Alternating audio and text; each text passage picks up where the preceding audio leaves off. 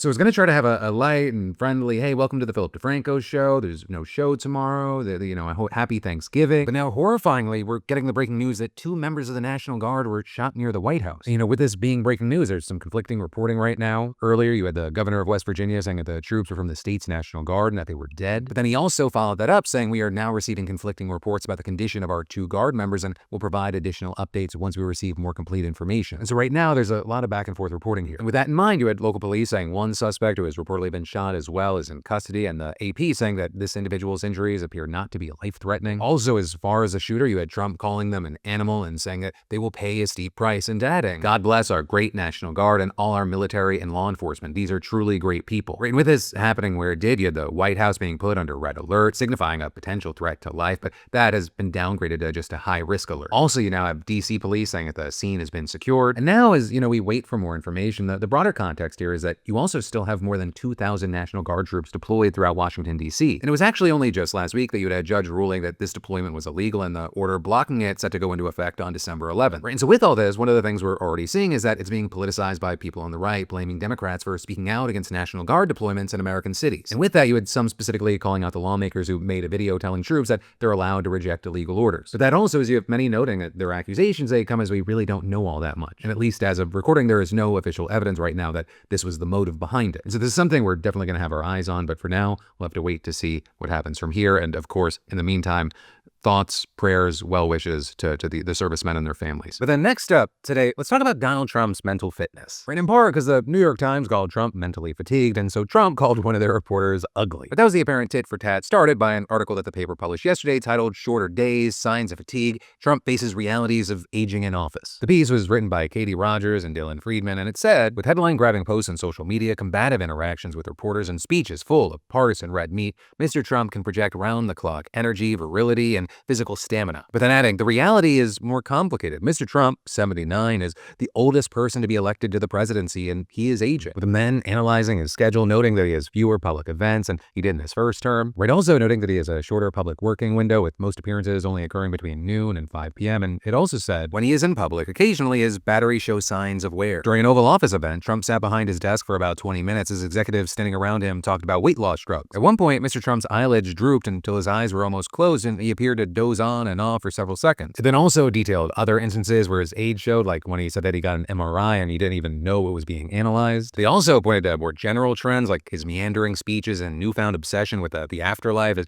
well as just general concerns about his health. And as far as Trump, he wasn't a fan of the article. And so in order to combat a report laying out concerns about his mental state, he then went on a nearly 300-word Truth Social rant insulting the journalists behind it, saying the creeps at the failing New York Times are at it again. He then repeated his talking points, claiming he's solving wars and saving the economy, and then he added, to do this requires a lot of work and energy, and I have never worked so hard in my life. Yet despite all of this, the radical left lunatics in the soon-to-fold New York Times did a hit piece on me that I am perhaps losing my energy, despite facts that show the exact opposite. They know this is wrong, as is almost everything they write about me. This cheap rag is truly an enemy of the people. The writer of the story, Katie Rogers, who is assigned to write only bad things about me, is a third-rate reporter who is ugly, both inside and out. There will be a day when I run low on energy. It happens to everyone, but with a perfect physical exam and a comprehensive cognitive test that was ace, just recently taken, it certainly is not now. And this rant then took off with tons of people going, what the hell? Also, you had a group of people kind of outraged that he called the reporter ugly, right, noting that it comes not long after he already called a female reporter a piggy just for asking a question about Epstein. And so because of that, and for other reasons, you had tons of people defending Katie Rogers, including the New York Times itself, with a spokesperson releasing a statement saying, the Times reporting is accurate and built on first-hand reporting of the facts. Name-calling and personal insults don't change that, nor will our journalists hesitate to cover this administration in the face of intimidation tactics like this. Right, and again, this isn't just some outlier situation. This is happening as Trump's mental state has been a major talking point pretty much everywhere. I mean, after Trump accused a group of lawmakers of sedition and said that they could be subject to the death penalty, you had people like AOC saying, the president's remarks are, I think, indicate a level of instability. It's not just shocking, it's not just offensive, it's bizarre, it is erratic, it's volatile. And I think it indicates a mental state that we should all be questioning right now, whether that's emotional, mental, what have you. And then earlier this month, you had Trump's niece, Mary Trump, who's a clinical psychologist, comparing Trump to his father, who had Alzheimer's. There are times I look at him and I see my grandfather. I see that same look of confusion. I see that he does not always seemed to be oriented to time and place.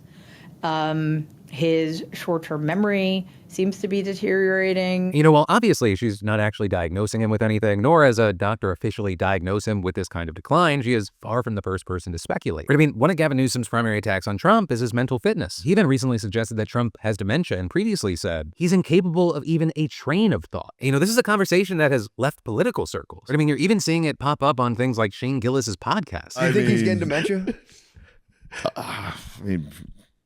I don't know. I don't think he just seems a little slower than usual, but That's he's definitely not. He's not at Pine Brains yet. No, not yet. But he's circling the drain. Yeah, because Quiet Piggy was crazy. Also, general polling showing growing concerns about Trump's age, with 49% of Americans thinking that he's just too old to be president, which is up from 43% when he first took office. And so we wait to see how things continue, or depending on how you look at it, decline. I really would love to know your thoughts, opinions, and reactions to what we're seeing here. But then, next up today, we've got to talk about how a Campbell's exec allegedly went on a completely unhinged tirade about poor people, 3D printed meat, and Indian employees. Especially because apparently the guy who recorded it says he was fired for reporting it. So the employee in question is a man by the name of Robert Garza, who has worked as a cybersecurity analyst for the company. And Garza says that this recording was from a meeting that he had at a restaurant last November with Martin Bali. Martin Bali is a vice president and chief information security officer at Campbell's. And specifically, Garza claims that he was expecting to just discuss his salary in this meeting with Bali, but instead, the executive launches into a lengthy rant that Garza secretly recorded. And in this hour-long recording, which Garza's lawyer sent to numerous outlets, the speaker, who Garza says is Bali, can be heard making a number of problematic comments about Campbell's products and customers. If you look at our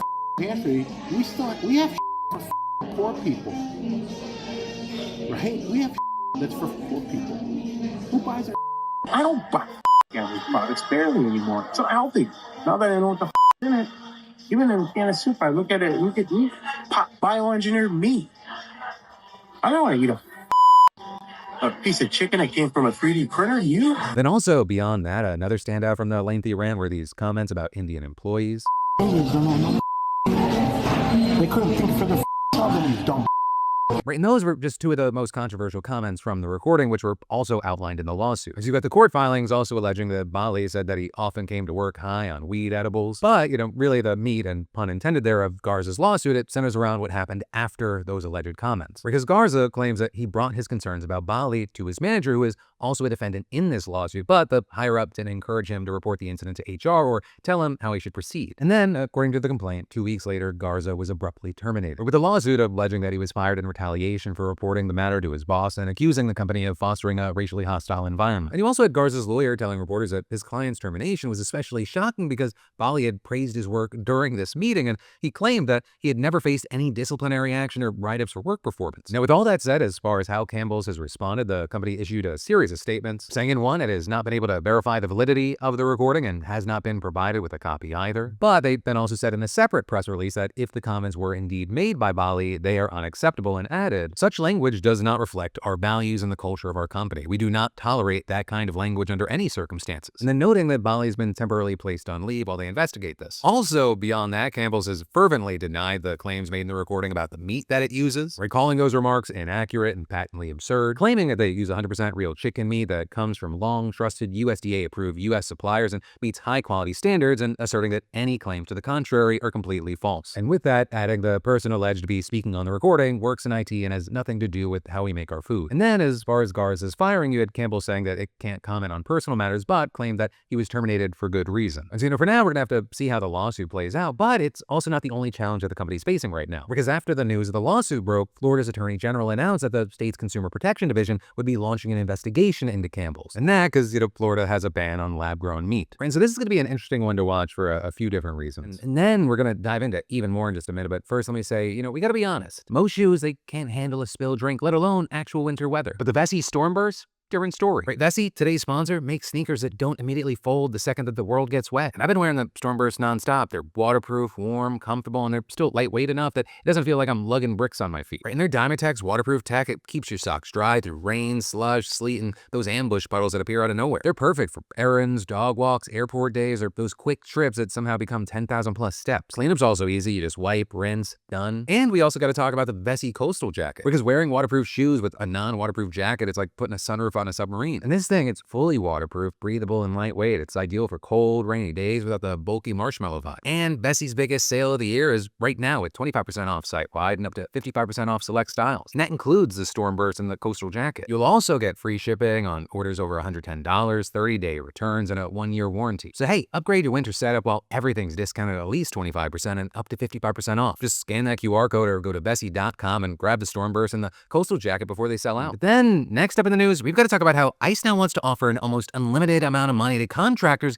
to track down undocumented people, so their agents can then just swoop in to arrest them. And one of the interesting things is that this plan is actually a revision of a version that had a much more limited scope, because the previous version had a total cap of $180 million that the agency could pay out to these de facto bounty hunters. So we're talking about $180 million total, certainly a sizable amount of money and a massive program, but nothing compared to this new plan, right? Because ICE now wants to set a $200 million cap per contractor, which heavily expands the scope of the proposal. And in general, you see the firms behind this will actually be private surveillance companies who will rely on data that's actually given to them from ICE. Now, initially, the plan was to allow them to have access to ICE databases that have mountains of information on 2.5 allegedly illegal aliens. But apparently, there were very serious concerns about giving private companies that much access, so apparently, ICE is going to package up that information and hand companies little dossiers on targets. ICE also wants to give these private surveillance companies a big incentive to actually take on the work, and they're offering minimum contracts of $7.5 million. Right, and all of this suggests that, ICE isn't wanting this to be an experiment, but rather the start of a new expansive surveillance system that should be taken seriously. And a big important thing is this is just one of a few ideas that ICE has to bring in private companies to help with its mission. Over in Texas, for example, they're experimenting with private armed companies to transport detainees 24/7. They're also looking for companies that can staff a program to monitor social media sites like X, TikTok, you name it, 24/7. And finally, ICE is trying to get a vendor to take over a call center that reportedly gets 7,000 calls and tips a day. And all in all, you're seeing that ICE is taking its mandate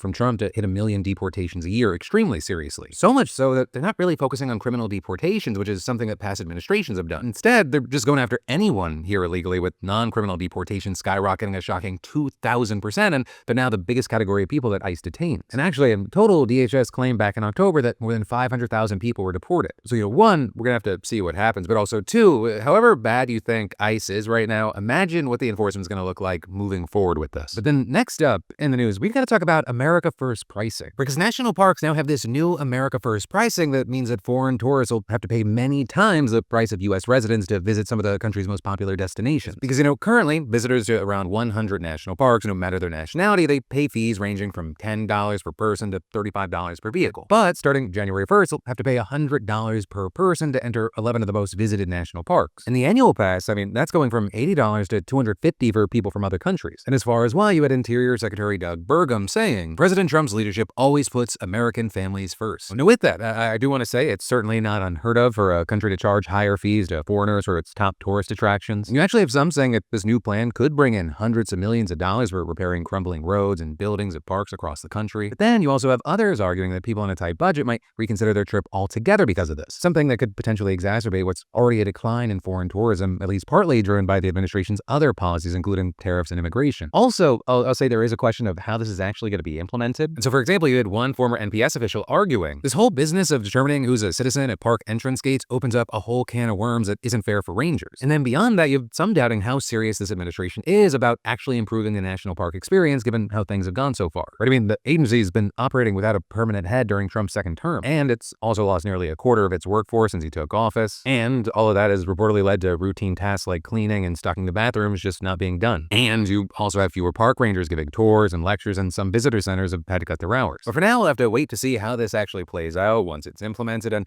if you live in the U.S., but especially if you don't and you were thinking about visiting, I'd especially love to know your thoughts here. But then, next up in the news, we've got to talk about how Indiana could be the next state to redraw its congressional maps to favor Republicans after a top Republican leader did a complete 180 and caved to Trump's demands. Because, as we've talked about before, late last month, Indiana's Republican governor, Mike Braun, announced that he was kicking off a special session in December to redraw the state map after continuous pressure from Trump. Now, with that, it was unclear whether the Republicans would try to gain one or both of the 2 congressional seats in the state that still remain blue. But then, a few weeks later, President Pro Tem of the Indiana Senate, Roderick Bray, rejected the push, saying that there just weren't enough votes for it to pass, and as a result, he wouldn't be convening the upper chamber to work on the matter. Right, and just a few days after that, a majority of state senators appeared to back that decision, voting to reconvene in January and effectively shutting down the possibility of this December redistricting session. But now, less than 2 weeks later, you have Bray reversing course entirely. We're saying yesterday that the Senate would meet on December 8th and, quote, make a final final decision that week on any redistricting proposals sent from the House, and adding the issue of redrawing Indiana's congressional maps mid-cycle has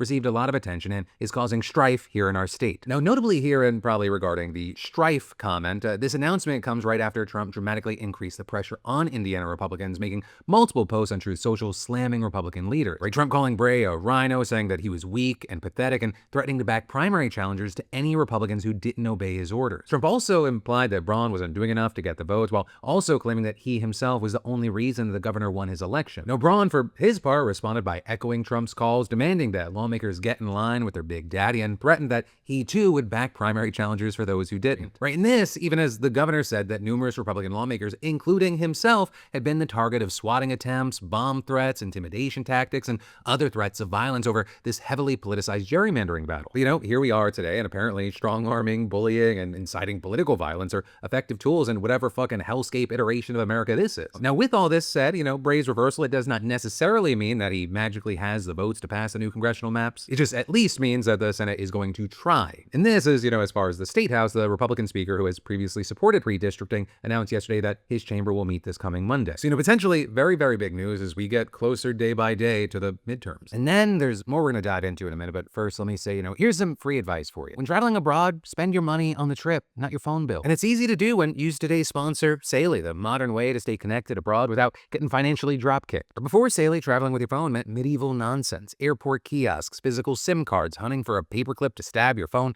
praying that it works, praying you didn't just break your data plan for the next week. But Saily kills all that. It's an eSIM app, meaning that you open the app, pick your country, choose a plan, and boom, real data the second you land. No surprise charges, no $10 a day for speed slower than a hotel lobby router from 2008, just instant high-speed data in 150 plus countries. You can even tether other devices, which means your laptop, tablet, or I swear this counts as word gaming handheld all get coverage too. And if your phone isn't eSIM compatible, they refund you. Plus, it's got 24/7 support, which is clutch when you're jet lagged and your brain's operating on airplane mode. So don't let your phone carrier rob you on vacation. Just scan the QR code and use code Phil for 15% off your first plan. Yeah, use that QR code or just download the Saily app, but be sure to use code Phil for 15% off. But then next up, today, we should talk about how Trump is going to get away with it again. Where prosecutors in Georgia have now unexpectedly and abruptly dropped their election interference case against the president. And you know this, it marks a sudden end to what was an already tumultuous legal battle. It was the last case against Trump stemming from the 2020 election, and also some drama after Fani Willis was pulled from the case because she had a former romantic relationship with a special prosecutor on the case. All of which led to what was called an appearance of impropriety, which was enough. And that's when Pete Skandalakis, who's the director of the nonpartisan agency Prosecuting Attorneys Council of Georgia, appointed himself to run the case. And in a statement, he said, as a former elected official who ran as both a Democrat and a Republican and now is the executive director of a nonpartisan agency, this decision is not guided by a desire to advance an agenda, but is based on my beliefs and understanding of the law. And then with that, you had President Trump's attorney on the case praising the move, saying, the political persecution of President Trump by disqualified DA Fani Willis is finally over, saying this case should have never been brought. And just as I was recording today's show, Trump put out his own statement. It's massive, and the short version is that he insults Democrats for this witch hunt. He even goes as far as to say the deranged Democrats did all they could to viciously attack me, my supporters, and our MAGA movement for telling the truth. The 2020 election was rigged and stolen, and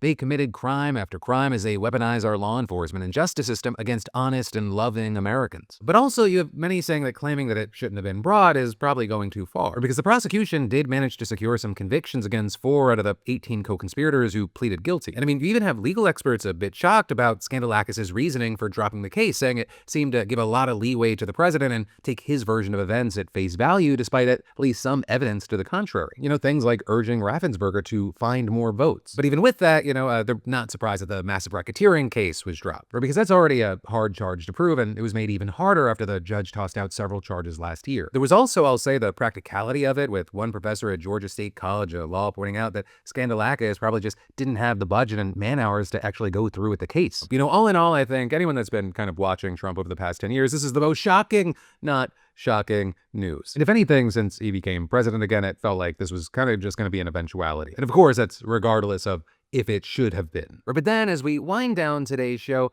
let's end on a very, very different note. Because this morning in this divorced dad-looking-ass room, I shot another episode of my podcast with Alex Pearlman, Crashing Out. And we crashed out on a number of things, and you can watch the full thing with the link down below. At least for the Philip DeFranco show, wanted to share one of the weirdest and maybe important, but also ridiculous segments. And it has to do with everyone's favorite HHS secretary. Ryan has released behind a paywall behind a paywall on his Substack a part 2. In part 1, he detailed about how Olivia Nuzzi had an affair with Mark Sanford, who was then another presidential contender in 2020. And then in part 2, he began to talk about her affair with RFK Jr., including the fact that he found a note. And on this note, there was a poem, according to Olivia, he writes, through this time from the candidate to her. And this is what the candidate wrote to her. I will do as best I can an impersonation. To anyone who is in their car listening to this on Bluetooth with family while driving to Thanksgiving, my apologies. Your open mouth awaiting my harvest. Drink from me, love. I mean to squeeze your cheeks to force open your mouth. I'll hold your nose as you look up to me to encourage you to swallow. Don't spill a drop. I am a river. You are my canyon. I mean to flow through you. I mean subdue and tame you, my love. He then said, Ryan Lizard then wrote, thanks to Bobby, I am now aware of something called felching. Have fun. Yeah. Anyway. It doesn't pay as well anymore. Hey, is that poem coming from someone else? Beautiful? It was, I mean, I'm stuck on the line. I am a river, you are my canyon. I will say, like, there's lots of good bits. Your open mouth awaiting my harvest is one of the fucking most wild lines I've ever ruined heard. Fall for me. He ruined Fall. Then, my friends, it brings us to the end of this video, but you've got more just a click away. Or you can and definitely should check out the full new Crashing Out episode. I've got you covered here or in the links below. And or if you have missed it, you've got last night's Philip DeFranco show right here. But hey, no matter what you do, let me just say thank you for watching. I love yo faces, and I'll see you right back here on Monday because I'm going to be off for Thanksgiving. So I also hope you have a fantastic Thanksgiving and a fantastic weekend.